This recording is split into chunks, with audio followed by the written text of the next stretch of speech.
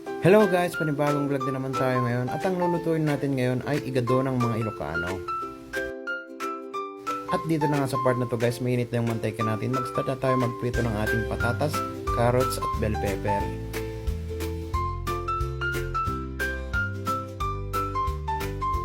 At dito sa part na to guys, luto ng ating mga sangkap.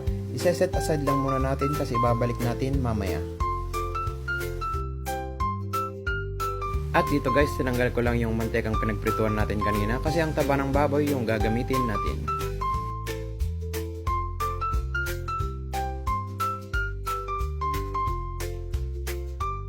At dito na nga guys, lumabas na yung manteka ng ating taba ng baboy. Isiset aside lang muna natin. At dito naman guys, mag-start na tayo maggisa ng ating bawang at sibuyas.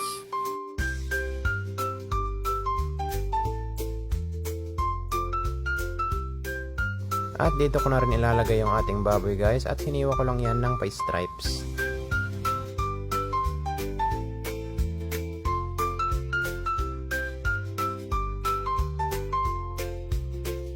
At dito naman guys, titemplan ko lang ng pamintang durog at konting soy sauce at syempre oyster sauce.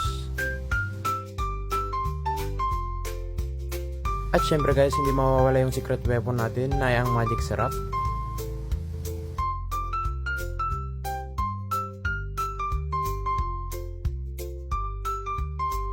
At dito na nga guys, linagyan ko ng ating Sprite at ito yung gagamitin natin sa pagpapakulo.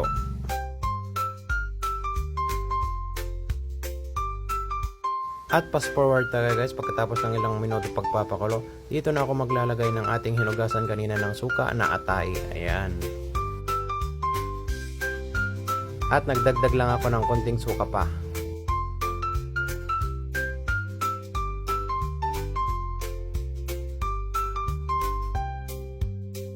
At sa part na to guys, dito ko nalalagyan ng ating green peas at isusunod ko na rin yung ating prinito kaninang mga sangkap. Ayan. At dito guys, i-mix-mix lang natin para naman talaga maluto lahat. Ayan. At dito na natin tatakpan at hintayin na lamang na maluto ito. At dito na nga guys, pagkatapos ng ilang minuto ng paghihintay, luto ng ating napakasarap na igado. Ayan. Makan tayo na po!